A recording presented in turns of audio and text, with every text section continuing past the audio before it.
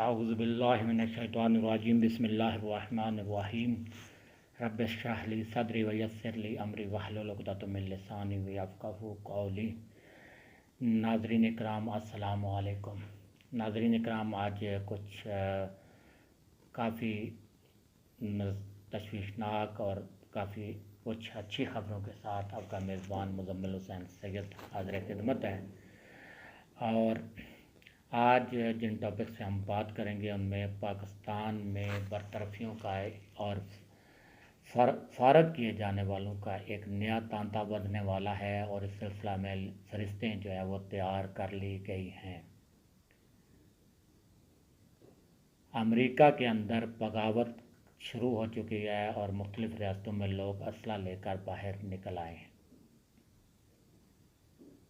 अमेरिकी एजेंसियों ने यानी इंटेलिजेंस एजेंसीज़ ने जो है वो अमेरिकी सदर के उस मौक़िफ़ का मुस्तरद कर दिया है जिसमें वो कह रहे हैं कि ये चीन ने वायरस फैलाया है और चीन इसका ज़िम्मेदार है।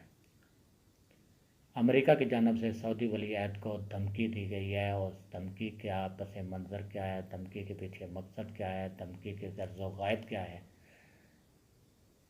इस हवाले से बात होगी। और उसके बाद एक अहम तरीन ख़बर जो कि अच्छी ख़बर है उम्मत मुस्लिमा के लिए, वो ये कि फ़रीज़ा हज की अदायगी के बारे में एक अहम फ़ैसला सऊदी हुकूमत करने जा रही है। तो नाज़रीन इकराम, हम पहले ख़बर जो है वो पाकिस्तान से पहले जो है वो अमेरिका की ख़बरों के ऊपर आते हैं कि अमेरिका की में इस वक्त जो है अमेरिकी पॉलिसियों के और हुकूमत की पॉलिसियों के ख़िलाफ़ लोग जो है वो सड़कों पर निकल चुके हैं। पहले कुछ लोग निकले और उन्होंने एहतजाज किया और लॉकडाउन की खिलाफ वर्जी का ऐलान किया। और उसके बाद अब एक रियासत के अंदर, मिशिगन रियासत के अंदर जो है लोग जो हैं, वहाँ के शहरी जो हैं, वो एक असले से लैस होकर बाहर निकले और एहतजाज करते हुए उन्होंने वफाक की इमारतों के ऊपर कब्ज़ा किया और इमारतों के अंदर घुस गए हैं। ये खबर और उनका मुतालबा ये था कि हम अब ये बदमाशी नहीं चलने देंगे, हमारे बिज़नेस तबाह हो चुके हैं,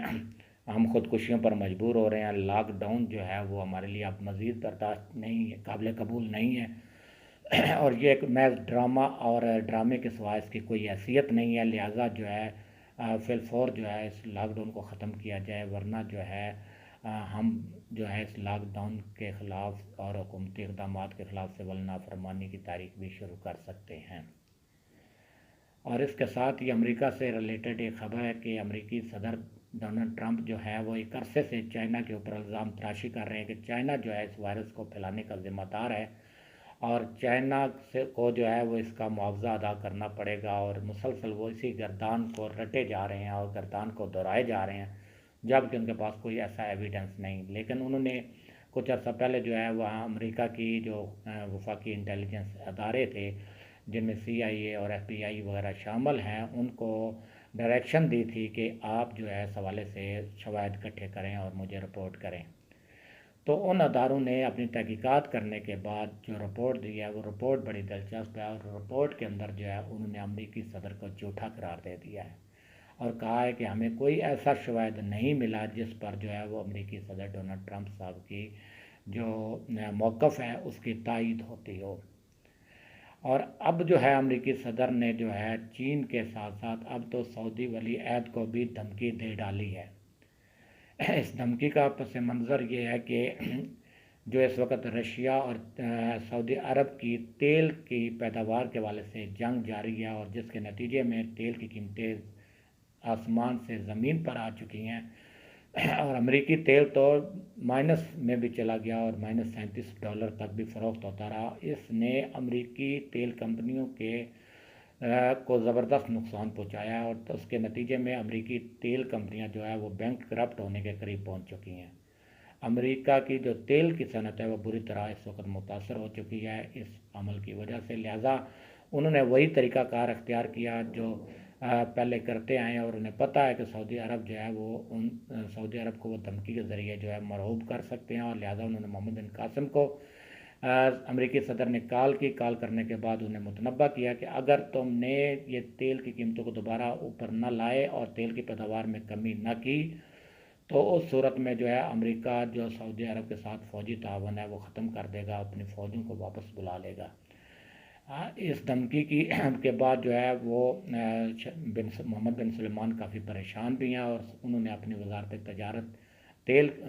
तेल के साथ जो है मुज़ाकरा मीटिंग भी की और मीटिंग के बाद ओपेक से तंजीम जो है तेल पैदा करने वाले मुल्कों को उनसे रब्ता करने का फ़ैसला किया है ताकि इस मसले का हल निकाला जाए और जो अमरीकी दबाव है उससे निकला जाए और अमेरिका के साथ जो है वो हमारे जो एग्रीमेंट चल रहे हैं फ़ौजी तावन के हवाले से वो जारी रहें, क्योंकि उन्हें पता है कि यमन में जो उन्होंने एक सिलसिला शुरू कर रखा है वहाँ पे हौसी कबाइल के ख़िलाफ़ और वहाँ का बिलियन डॉलर का असला जो है वो हवा में उड़ा चुके हैं, बारूद की बारिश कर चुके हैं, लेकिन हौसी कबाइल को वो शिकस्त देने से नाकाम रहे हैं और साथ साथ रत्ती बार भी उनको फतह हासिल नहीं हुई। अब जो है हौसी कबाइल जो है वो इस कदर ताकतवर होते जा रहे हैं कि वो अब ऐलान जब चाहते हैं रियाज़ को, जद्दा को, सऊदी अरब के मुख्तलिफ़ शहरों को, सऊदी मुख्तलिफ़ तनसीबात को, आयल की तनसीबात को जो है वो निशाना बनाते हैं मिज़ाइलों के साथ और इन मिज़ाइलों को जो है वो काफ़ी हद तक जो है वो अमरीकी सिस्टम जो है एंटी मिज़ाइल सिस्टम उसके ज़रिए जो है वो नाकारा बना दिया जाता है, लेकिन उसके बावजूद बहुत सारे मिज़ाइल फिर भी निशाने पर जाकर लगते हैं और नुकसान करते हैं। तो अब उन्हें ये पता ख़दशा पैदा हो गया कि अगर अमेरिका चला गया तो हमारे लिए फिर दफ़ा करना भी मुश्किल हो जाएगा। इसके बाद जो हम ख़बर है जो वो है फ़रीज़ा हज की अदायगी के बारे में सऊदी हुकूमत जो है वो एक अहम फ़ैसला करने जा रही है और फ़ैसले के हवाले से मुख्तलिफ़ ऑप्शन पर गौर जारी है और जो उम्मत मुस्लिमा की परेशानी है उस हज की अदायगी के हवाले से उसके लिए कोई लाएअमल तश्कील देने की कोशिश कर रही है, क्योंकि अभी तक जो है वो तमाम ममालिक को जो है वो ख़त के ज़रिए मुतला किया गया था कि वो किसी किस्म का सऊदी हुकूमत के कंपनियों के साथ एग्रीमेंट ना करें जब तक कि हतमी फ़ैसला न कर लिया जाए। अब जो सऊदी हुकूमत जो है वो फ़ैसला करने जा रही है उसके बारे में शनीद है कि 20 रमज़ान मुबारक को वो हज पॉलिसी का ऐलान करेंगे और हज से मुतल्लिक़ जो है वो मुख्तलिफ़ ऑप्शन पर गौर जारी है, जिनमें एक ऑप्शन जो है वो बिल्कुल महदूद तादाद में हज की इजाज़त, दूसरा ऑप्शन जो है वो सिर्फ सऊदी शहरियों को हज करने की इजाज़त देने के मुतल्लिक़ है, जबकि तीसरा ऑप्शन जो है दूसरे ममालिक का कोटा इंतहाई कम करके 10% करने की तजवीज़ भी है। इन तमाम सूरत हाल के तनाज़ुर में जो है वो तवक्को की जा रही है कि अगले चंद रोज़ में जो है 20 रमज़ान तक जो है वो फ़ैसला कर लिया जाएगा इस हवाले से। तो लेकिन ये है कि ये अगर फ़ैसला कर भी लिया गया तो मशरूत होगा और मशरूत होने के साथ साथ जो है एक सख्त हेल्थ प्रोटोकॉल के ज़रिए मुनक़द होगा, जिसमें जो हुज्जाज इकराम हैं उनको अज़ीज़िया में क़ियाम की इजाज़त भी नहीं होगी, पब्लिक ट्रांसपोर्ट फ्राम यूज़ नहीं कर पाएंगे। उसके साथ साथ कुछ और कदगन में जिनमें जो जहाज़ को लाने वाले तैयारे होंगे उनमें एक सीट जो है मुसाफिर के साथ खाली रख के लानी पड़ेगी हर मुसाफिर के साथ, जिससे किरायों में इजाफे का भी खदशा है और दीगर मामलात भी हैं। बहरहाल ये अभी फ़ैसला उन्होंने करना है कि वो किस तरीके से इसको इजाज़त देते हैं और क्या तरीक़ेकार है, लेकिन ये SOP के अंदर ही होगा और SOP के अंदर होने की सूरत में जो है इसमें अखराजात में काफ़ी इजाफा हो जाएगा। अब हम ख़बर की तरफ आते हैं। पाकिस्तान में जो बरतरफियों का एक नया सिलसिला शुरू होने वाला है और इस हवाले से एक जो है ब्यूरोक्रेसी के अंदर, अफसरशाही के अंदर जो है वो शदीद परेशानी पाई जाती है। ख़बर यह है कि वज़ीर आज़म ने एक ऑर्डर जारी किया है जिसके तहत उन्होंने कहा है कि रूल्स और रेगुलेशन की मंजूरी भी दे दी है और साथ ये लेटर जो है वो मुख्तलिफ वफाकी महकमों को भेजा जा चुका है, जिनमें कहा गया है कि ऐसे तमाम मुलाजमीन अफसरान जो हैं जिनकी इस वक्त मुद्दत मुलाजमत 20 साल हो चुकी है उनकी फ़हरिस्तें और उनके जो एक क्राइटेरिया तय किया गया है उस क्राइटेरिया के मुताबिक उनकी जांच पड़ताल की रिपोर्ट भी जो है वो वफाकी हुकूमत को फराहम की जाए।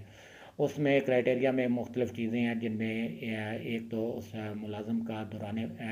ऑफिसर का जो है दौरान मुलाजमत बर्ताव है, उसके साथ साथ उसके ख़िलाफ़ अगर कोई इंक्वायरी हुई है तो इंक्वायरी रिपोर्ट और उसके असरात हैं, उसके साथ साथ उसकी कारकर्दगी और उसका दौरान मुलाजमत जो उसका बर्ताव रहा है, काम के हवाले से उसका जो तरीक़ाकार रहा है, उस हवाले से एक रिपोर्ट तलब की है और इस हवाले से एक बोर्ड तश्कील दे दिया गया है जो फेडरल पब्लिक सर्विस कमीशन के सरबराह की सरबराही में काम करेगा, जिसमें कैबिनेट सेक्रेटरी, सेक्रेटरी इस्टेब्लिशमेंट और दीगर महकमों के सेक्रेटरी भी शामिल होंगे, जो आने वाली रिपोर्टों का जायज़ा लेकर फैसला करेंगे कि आया इस मुलाजमत को बरतरफ़ कर दिया जाए, इस अफसर को बरतरफ़ कर दिया जाए या इस अफसर को जो है कबल अज़ वक्त रिटायरमेंट दे दी जाए।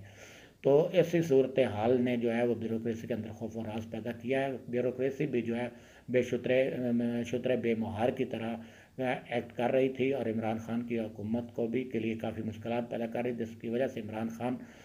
इस हवाले से संजीदगी से गौर कर रहे थे। अब जो है उन्होंने इस हवाले से इक़दाम करने का फ़ैसला किया।